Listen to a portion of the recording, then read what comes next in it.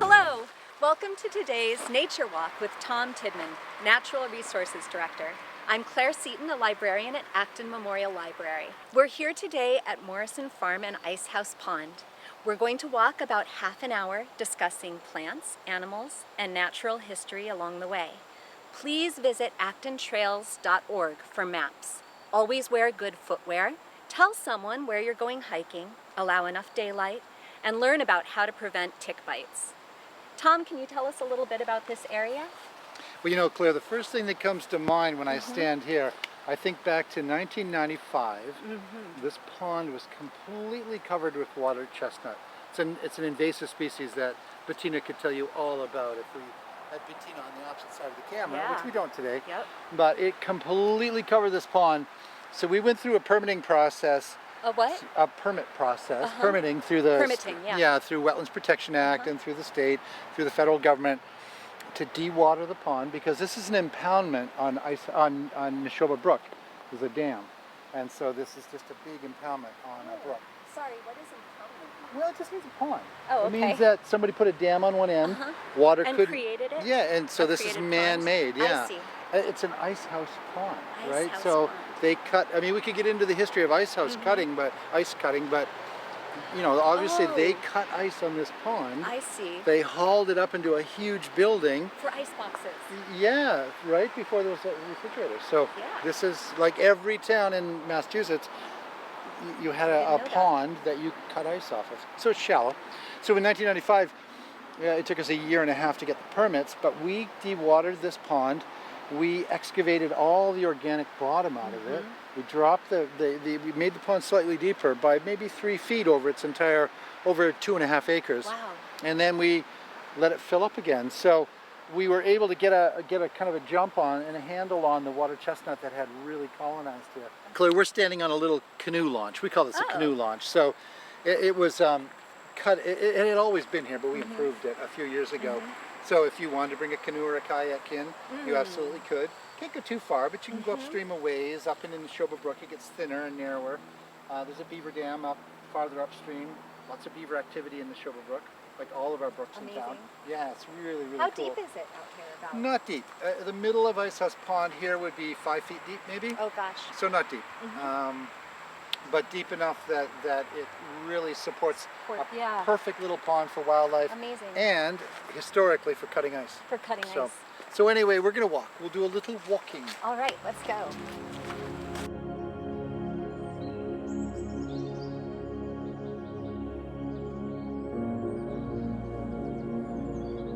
So as we walk along there, just looking at the different tree species and plants that are growing here. Around the edge of the pond, most of what you see that's turning red right now, orangey red, that's all red maple. Red maple. So that's really a wetlands edge maple. Like these ones right here as well? Like the ones you see right in front of you. How do you know that how would one identify that?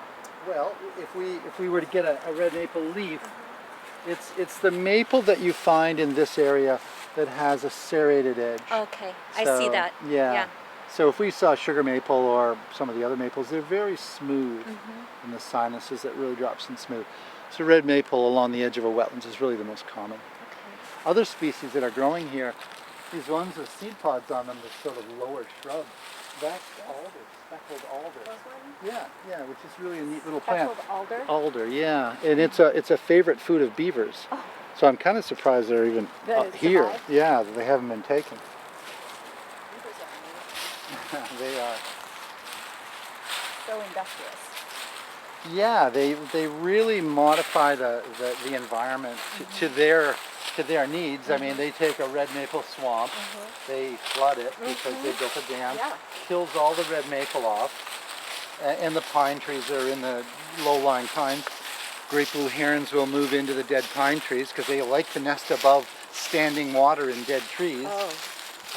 All kinds of other wildlife will immediately move into this now full sun environment that the beavers have made. So it creates a whole environment for lots of different animals. sort of successionally, if we did nothing to the wetlands in New England, in Acton, Yeah. they would all eventually start to look like they look in front of us. They would become a forested red maple swamp, for the most part. Some areas that are a little deeper would stay as a marsh, but most of our wetlands would look like this. So beavers will move in, they'll block off these little tributaries, and then they'll turn the successional clock back. They'll take it back to an open full sun.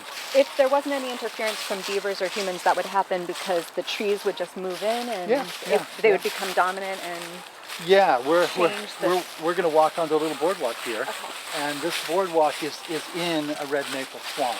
So the trees above us are pretty much all red maple. And it's late October now. Are we close to the peak of the fall colors, or what do you think? Funny year, right? I mean, such a warm, kind of warm, slow year. Yes. We had such a wet summer. Yeah. I think we're approaching peak, but we're not there. Yeah. I think we're another week away. Now we do a little succession sort of stalling as well. By that I mean the area in front of us is considered a red maple, was a red maple swamp, and it was growing in.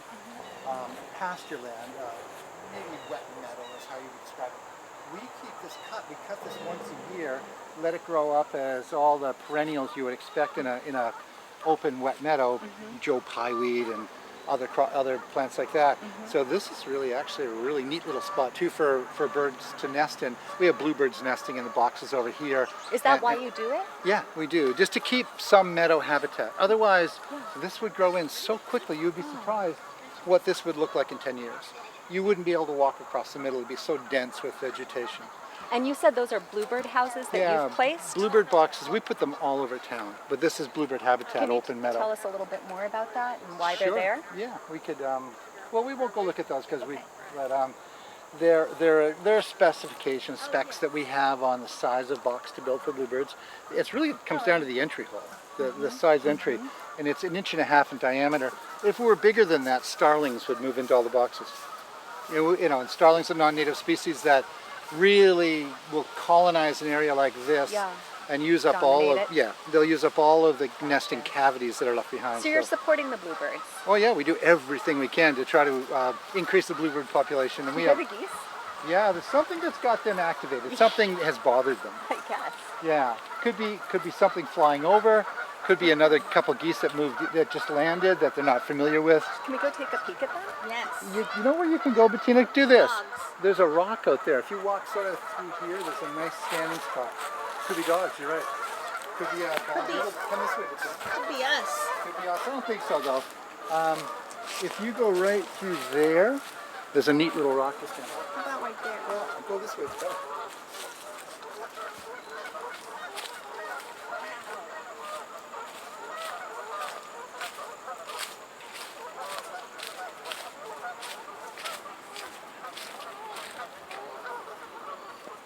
Tree swallows, well, for the most part we have, well look at the duck right in front of you. There's a great blue heron. And look at the female mallard right in front of you. It's like, oh, you just woke me up, what are you doing? Sorry, Mrs. Mallard. Let's get each of these animals. Hello, Wait, so what Mrs. kind of duck? Do we know? It's a mallard female. A mallard female. Oh. The heron's up there deep, isn't it? And the heron. And then the Canadian geese. Gives you Canada geese. It gives you a sense of how shallow it is because the heron's standing. No way. Yeah, so it's not deep, but it's fabulous habitat when it isn't deep. You know, for a lot of species that Turtles. Yeah. Is that who keeps coming up to the surface of the Well, water? there's fish. And I've fish. seen some fish. There are pickerel in here and some fish. Bass. Some bass. That duck isn't, Not too snail scared. isn't going to move, but keeping an eye on us. Yeah, just wondering why. That's Bettina. Yeah, boy, that sounds like a duck. It sounds like something that's stuck. Look at the colors of the trees reflecting on the pond. So gorgeous. Did you get a close-up of the duck? Like really close up? Didn't sound very good. Yes, I got many Super close-ups? close-ups. Right on her rock. Mrs. Duck. Mrs. Duck. Oh, hello. Mrs. Duck. Is it common for a duck to just be hanging out by itself? I feel like I usually see it it's a little odd that she's there by herself. She looks healthy. Doesn't look like there's anything wrong with her. Right. Oh. She isn't going to go anywhere. This is sort of late in the afternoon for them to be moving around. Because they can fall prey to things. So, you know, great horned owls or whatever. You mean as it gets dark? Yeah, so it's better to be not doing too much right to find your spot for the evening. Is that where she might stay overnight? Yeah, I would say so. Do you think? I was just going to say, as we look up Yeah. that end of the pond, it narrows down, and if we were to sort of work our way up there, we would find that there's a brook, that Silver Brook is in this channel thing. So we're looking upstream. Looking upstream. And Concord Road is behind us. Yeah, those culverts, it's fishing, those culverts go under Concord Road, and on the other side of Concord Road is a dam that you can actually control the height. So the town could drop the water height in this pond if it was needed for some reason. Hence what we did in 1995. And the Sherwood Brook goes up into Westford, into Carlisle a little bit, and it all branches down and becomes Neshoba Brook. Butterbrook enters up from the north. This flows through Icehouse Pond, goes down under parallel to Route 2A, and then it winds up entering into Fort Pond Brook just before you get to Warner's Pond in Concord.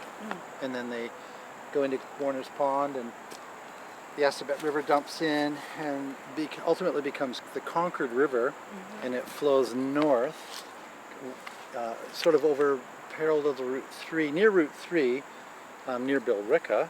Then it continues north and dumps into the Merrimack River in Lowell. Wow. So this water is doing a big circle and heading up to Lowell, then heading out to the ocean once it's in the Merrimack River. Are you looking at high bush blueberries? Beautiful bark. You want to highlight here by the water's edge? Well, we were just looking at blueberry. This is high bush blueberry. Fairly mature, so it's been here a long time. Is that actually like a wild It blueberry? is wild. Produces blueberries. You wouldn't get any because the birds eat them all before they get ripe. But yeah, it's certainly a wetlands edge plant. There's a little bit of bark missing. It's almost. It could be beaver chewed off, although it's hard to tell why they would do so little in the stock. Right. But it's possible. And we'll see beaver activity along the Neshoba Brook as we get farther upstream, because they really have been active. So pretty, blueberries. That beaver would have had to stand up on its hind legs. Which they do.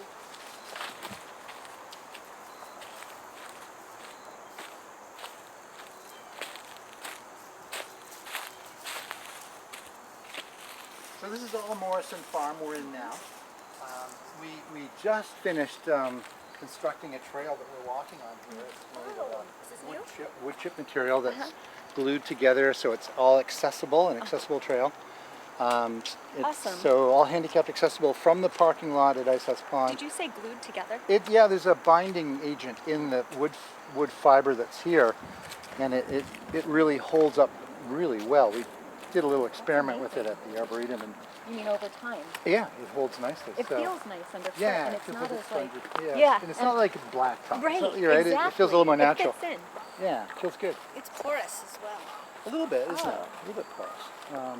Though I question how porous it is with glue in it, but a little bit.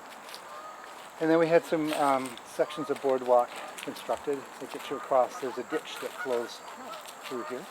Do you know the history of Morrison Farm, by chance?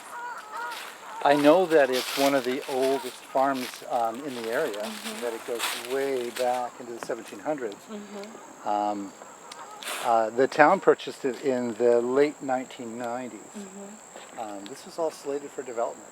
So the town, working with the Acton Conservation Trust, their team, Susan Mitchell-Hart and her team, and the folks on the Open Space Committee at the time, Maureen Bodner and others, jumped into action, and Grand Cabin is now all protected. It's about 32 acres. Wow. So the fields that we're looking at in front of us, that's from the barn and back to the field, back to the fields we're looking at, it's about 15 acres. So it's about half of the property. And then just in front of us. That's another 15 acres of Morrison. Again, this is another little wet meadow that we mow once a year. So, Again, for the bird, yeah, diverse bird population. Yeah, it creates. Smells nice out. It is nice. Everything about it works. Yeah. There's great edge habitat, so all the bird species that nest in these edges feed in the summer. Many of them are insect eaters. Feed in these wet meadows, and all the insects, all the bugs that live here. Most of the insect eaters are already farther south. They've started to move because the insect population is thin now that we've gotten to fall. So most of the birds we have now that are here, and you had mentioned earlier about the blue jays. Yes. Those are, as you know, they winter over. They stay here. They don't go anywhere. So the blue jays and the chickadees and the titmice and nuthatches and others, they're all here for the winter. All of which can eat, seeds and berries that are available now. Some can modify the diet in summer and eat bugs, but these guys are all now. With your knowledge of the environment and how this all works, do you have an opinion on bird feeders, like personal bird feeders at houses? Yeah, I feed, so I have to be careful about my opinion. I don't have a bird feeder up because I live in Townsend and we have bears. Yeah. So I throw seed on the ground this time of year. When we get into December, January, I put a tube feeder up. You don't think it's No. a bad thing? I know there was the issue I know, yeah. with the birds being ill. But. Yeah, I think that was more specific. Well, that's good to hear because I love having a bird feeder. Yeah, it's great. I mean, it's a nice way to interact. Yeah, it's a nice way to feed the squirrels in my yard. Yeah, totally. The squirrels. And hopefully not bears. Yeah. Well, Townsend has plenty of bears. So Bears need food too. bears- That's true. Yeah. But probably don't want to attract them right to my... I found that yard. the bears in my yard are very careful with. They take the feeder down very gently, Really? empty it, and don't even destroy it. They think, Well, they want you to refill it. yeah, they think Tom's going to put it back up if I'm careful. So How why do would they I- empty it? Just shake it into their mouth? Well, I have had situations where they'll bite it in half, the tube, but now they just seem to lay it on the deck or on the grass and just Roll it around. just chow down on it. gosh. But there's no point in me putting one up right now because they would be there within the next 2 days. They'd find it again. So this is kind of the north end of the pond, where it's starting to become Neshoba Brook. Okay. Less obvious impoundment at this point. Big mature red oaks along the shoreline here. These trees right here. Yeah. All of, and then the pine. Yep, some white pine and White pine. and red oak. Great place to bring your binoculars and look for migratory ducks. Really super spot. It's not too late either. A lot of the northern migratories are just arriving. Hasn't gotten cold up north yet either. So a lot of species, ducks in particular, are kind of driven by weather. As it gets cold up north, it pushes them farther south. Meaning it's less about like an internal clock Yeah, it's or not something really- and more yeah. about the temperatures It's that they're more- perceiving. Yeah, exactly. Yeah, very true. Unlike certain, songbirds or even hummingbirds, as soon as certain species of flowers are no longer available and or insects, that's the time to move. You can't get caught. You can't get caught without, if you're an insect eater or a hummingbird that has to just feed constantly, you would die. Right. So, but ducks are a little more flexible for ducks. They can roll in and hang out as long as the weather allows They have some them. fat reserves as well. Yeah, and there's just a lot more variety of food supply that's in these shallows for them to feed on. Do you know what the plants are that are out there in the middle of the It's a water? little bit of mixture of things. There's probably some purple loosestrife in these little hummocks. Purple loosestrife? Yeah, it's a bit of an invasive species. Not as bad as it was 10 years ago, but it's here. A lot of the rest of it's cattails. Cattails. On the left there? Yeah, so we would say, because this is really standing water here, much more difficult for red maples to colonize because they can't really get started in standing water. They can get started in forests, in areas that are wet, but not standing. You mean not where it's like water on top Water of the on land? the surface, exactly. I see. Cattails can do that really nicely. So we would call this type of wetlands a cattail marsh Cattail marsh. versus a red maple swamp.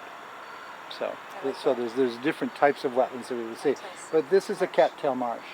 So if you were a red-winged blackbird or if you were a marsh wren, that's where you nest. You nest on those vertical columns of cattails out in the standing What water. were the birds you just named again? Red-winged blackbird is a common marsh bird that would nest in there. Marsh wren is And a a little marsh wren. little wren, short little wren. They build a little nest that with a hole in it. They climb inside this kind of mass that they build. Oh, neat. Hard to find. You really have to get out there and search for them, but they're there. And they're out there, like down in those Oh grasses. yeah, just up above the water enough that you're not going to get soaked. And are or they drink. eating bugs? Both bug eaters. Red-winged blackbirds can eat seeds as well. They can transition over to seeds as the weather gets colder. They've moved south now, though. We would have a hard time. They could be here, but I think they're a little. This is an odd year. It's a bit mild this year, so some species are here that typically would be gone by now.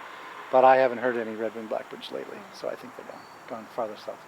Do you know if like the same birds will come to the same spots along their path year after They year? follow the same migratory patterns, absolutely. And I think river basins are a pretty common route that they follow. So if we were to find any warbler species still in Acton right now, I would say look along these river corridors, these wetlands corridors, because if there's any bugs still around, you find the bugs around water. And if you're a warbler and you need to eat bugs, this is where It's a good spot. This is where you would go. Gotcha. So Neshoba is a good corridor, and lots of bird species would follow that same corridor north every year as they're coming back in the spring. Probably nest very close to where they grew up, where they fledged. So now we're just leaving the ice house pond. Yeah, so Morrison's a pretty diverse property. This obviously was an old farm. I mean, not so long ago. We cut the farm fields off that are all uplands fields in front of us, keep them as long grass meadows. They're probably not quite big enough to attract a meadowlark or a bobolink. I mean, I think the acreage is a bit small, not to mention the fact we have a lot of dogs. People bring their dogs here, so a little bit tricky for ground nesting birds to really get a foothold here, but beautiful old farm. As we walk sort of back towards Concord Road, and that's the direction we're walking now, kind of south again, maybe a little bit east. We'll come up to the community gardens that we created a number of years ago now. They're beautiful. Yeah, and they're very successful because Yes, this is a people love beautiful them. farm. Yep, full sun, well-drained soils. Such a good asset for the community. Yeah, we had done a great big study of the property.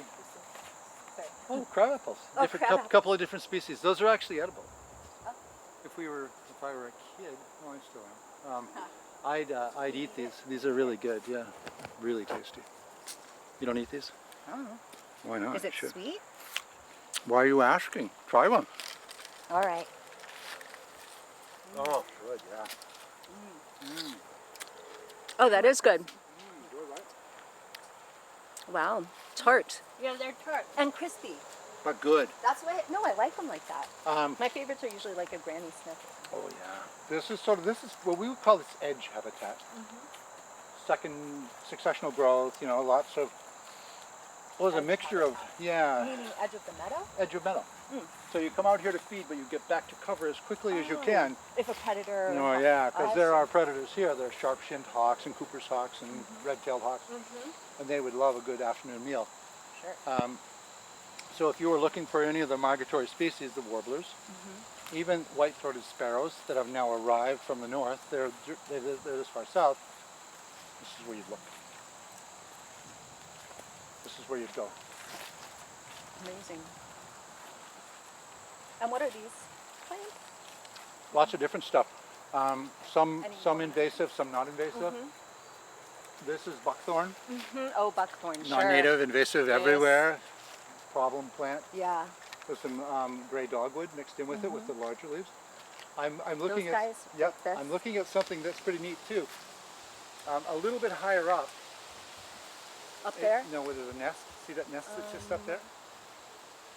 Oh, yeah. That nest is capped now with all brush in the top of the nest. It was just a cut nest. It's probably a cardinal's nest. Could be a catbird's nest, but it's pretty high up.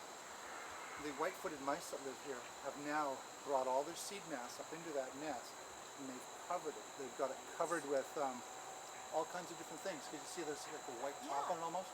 Yeah. There's probably some down and things that they pack. The mice brought it up? Oh yeah, because it's full of seed. Now, It's their reserve? yeah, the winter reserve. Yes, their winter reserve is now prepared. Oh, And they'll remember that all winter. They'll come back whenever they need to that Seaton reserve to get them through January and February. I had no idea that mice would store seeds in nests. Repurpose them. Absolutely.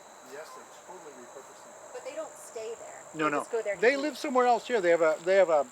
That's a little exposed, a little dangerous yeah. to be up there, But a good place to have your food high off the ground. high off the ground. Okay, I didn't even actually know Yeah. mice A could run up kestrel a could swoop in tree. and eat you if you were a mouse in one of those nests. Do kestrels winter over here? They do. Yeah. Kestrel's the smallest of the falcons. Oh. Not heard of really a mouse eater, but they would. They're opportunists. They'll eat anything they can get. Small bird eater. They'll eat grasshoppers. I mean, they're small enough that they'll pretty much take anything smaller than them. Certainly the barred owls that are here would be mouse eaters. I mean, they would take care of all the mice they could find. So is this mostly all pine over here? Or no, I can't. I think it's a mixture, mix, but- right? but Deciduous yeah, and pine. I think the tallest of the plants you see there are Yeah. white pine. Yeah. Some oak mixed in with it. You know, The red oak? Yeah, mostly red. Some white oak as well. And the white has the less serrated edge on their leaves, White oak has a rounded leaf. rounded. The wood's a bit lighter, so not quite as orangey as red oak. We'll have to link to some good nature guides and Yes, catalogs yes, with this. absolutely. This is to preserve the raspberry crop. Is that a patina sign? No, It John looks like Watlington. looks like a patina sign. It's a John Watlington sign. Did you All produce right. it? For? Oh, sorry. Are invasive species sounds bad? Are they always a bad thing? Or are there some that Well- work with the natural environment that was more indigenous? Yeah. Do you know? Good question. Thank I would say this, that the multiflora rose that is really quite invasive has great value for wildlife. I mean, the rose hips are eaten, are Multiflora consumed, multiflora rose. It's all along here. If we went in and searched, we would find it here.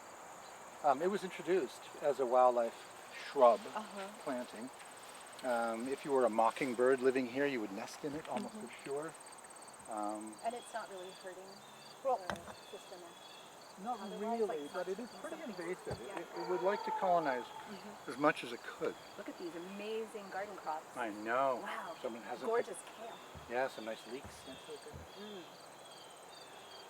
Tomatoes. Yeah. Oh, wow. I was saying earlier, we had done this master plan or this study of the property, and and in the plan we had discussed putting a community garden in. Yeah. We didn't go any farther with that because there was also a little competition at the time to use this property for soccer fields, to level it and make soccer fields. So we, myself and another person, the recreation director at the time, Nancy McShay, we called up one of the select board members, Andy McGee, a great friend, and met him here and said, Wait, Andy, the birdie yeah, guy? the birding guy, yeah. Oh, he was a select board member? Oh, heck yeah. Conservation commissioner, he's been everything. He can't say no to any committee. Oh. So we met him here and we said, hey Andy, the master plan says we could put a community garden here. In our minds, we're thinking, yeah, the soccer people are going to kill us. So he said, oh really? It does? And I said, yeah, we'd like to get started on it. So Yeah. he said, go, do it. We didn't ask anybody else. We immediately started on this community garden. It was much smaller. You know this is being recorded. Mm-hmm. Do you want this edited out? No, I don't care. Fire 'em. So we went right to work on it right away, and then within a few weeks, stopped the people were like, wow. You didn't check with us. What are you doing? But that's what that was. Oh my gosh. Yeah. It's really wonderful. Look at all the butterflies. Oh, I and know. Other It's little just bugs. it's rich in everything. Yeah. Oh, It used to be it's clearly so much love for it. oh my goodness, and it's terrific. People have nice farm sales, and we've been composting every year. And Amazing yeah. sun. Yeah, amazing sun, high and kind of dry, so it's not all wet. And this used to be horse paddocks. They were all paddocks in here. We took all the fencing out, so it's Sorry, all paddocks? You yeah, mean like yeah, like barns? like boxed off paddocks I where see. they can graze in the sun. But yeah, it worked out well. So I guess in a way we could blame Andy McGee for the community gardens, I don't really feel like we did anything wrong. We checked with the select board member. Yeah. Did you cut this, Bettina, or did the natural resources guy cut it? I have not, I don't mow, Okay. but I do need to mulch those 2 new apples. What do you have here, Bettina? Tell us about your plants. We have apple, pear, peach, cherry, What? and apple. Okay, which is 2 which? by 2. So 2 apples is the Apples. first 2. Then the next 2 The tall ones are pears. are these pears. Back there? Yeah, right in front Yep. of you, yeah. Oh, these. And then these are peaches. These are peaches. Peaches. And the shiny bark, Wow. the shiny bark ones are, Cherries. I see they still have labels on them. When did you plant these? these are fairly current, recent, right, this year? These are cherries. No, you and I planted cherry these like 2 Decembers ago. And then those were just planted in the spring by an Eagle Scout. Our plan is to just keep Wonderful. kind of going Yes. down the side. of the An orchard. orchard. That's wonderful. It's the Pam Reeser Organic Yes, Orchard. it's the Pam Reeser Oh. orchard. Pam What played kind of it. apples? All different. Those are like Northern Spy and Macaon, I think. And I don't know what these ones are. They've been in here for quite a while. Yeah, these ones are really established. Is this part of the Morrison farm path? This little bird right here is it's a ruby-crowned kinglet. Can you get on? Oh, I don't know if you can get on it. I can see it. Yeah.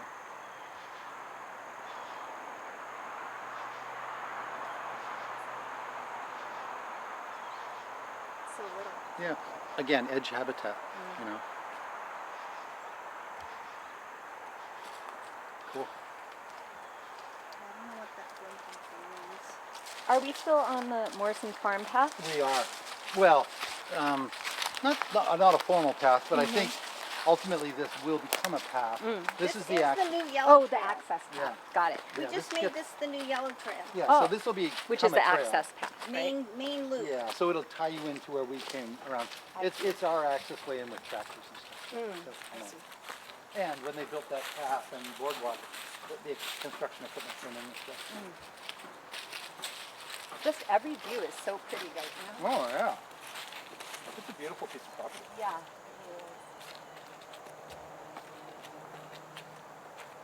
And this is really pretty in the summer too. This all comes up in sort of wetlands edge, perennials, some different species of grasses, sensitive fern, royal fern, and then a really interesting colony of Joe Pye weed. Joe Pyeweed. Yeah, big tall flowering kind of pinky flower that flowers fairly late. Monarchs love it, so it's a really rich monarch. Alongside milkweed, huh? Yep. This might be a bit wet for milkweed where we are right here, but milkweed around the edges. Oh, so it'd be more likely to grow around the edges of the pond? Well, around the edges of this meadow, Oh, I where see. it's just a little bit drier. Oh, I see. Tad Okay. dry. There's some white flags hanging. I a few years ago went around the perimeter and just flagged the edge of the area that we wanted to have Yeah. a company come in and bring it back I see. to wet, to a meadow. To a meadow. And So it that's really- from then? Yeah, there are a couple of those flags have been there a couple of years. They were all around the edge of this. I don't see. see too many of them anymore, but Right. the advantage being that we could hire a company that had big enough equipment that could get rid of all the buckthorn that had come up and really colonized this. And- Did they have to dig down some? no, they just cut it off right at grade, right at base level. And that did it? Yeah, well, we have to mow it every year. Yeah. If we stopped for a year, the buckthorn, back boom, over. would be right back. Buckthorn, boy. Yeah, it's an aggressive plant. Any other kind of animals live in this area here? Well, I mean, all the species you would expect to find. So, and most are nocturnal, right? So we would have a hard time seeing them. But if we were here in the middle of the night, there would be fisher in Let's do here. it. Yeah, right. You would have to see a fisher. So there's fisher? There are bobcats all over Acton now. You have lots of reports of bobcats. Yes, I've seen that. Mink would be in Mink? this. This is good mink habitat. This is some really expensive high-end jewelry. Muskrats. Did I mention muskrats? Beaver. Beaver. Deer, Yeah. of course, deer. Of course. Raccoons. This is wetlands edge. Wetlands are raccoons. Habitat. Skunks. Yes. Red fox. Coyotes. Red fox. The standard species that you would expect to find. They're here. Do we have bears here? Occasionally, not Not so much, really, but though. occasionally we have a report of a bear in Acton. Yeah. And even occasionally we get a report of a moose in Acton. A few times in the My years I've goodness. been here, you get a moose We're call. getting lots more bobcats. Yeah, right? Yeah. I mean, we get a lot more. I mean, I keep seeing people post it on Nextdoor and Yeah, social media. Yeah. People, everyone has a little, motion camera in their yard now. Yes. And bobcats are constantly on there. Okay, well, that was an incredible walk, Tom. Thank you so much Oh, for you're sharing welcome. with us. What a perfect day, right? I mean, who would think at the end of October you'd be in 75-degree weather? Yeah, couldn't Maybe. be better. Thank you for Yeah. arranging that. So we'll do this again soon. I would love to. Good. Absolutely. Thanks so much.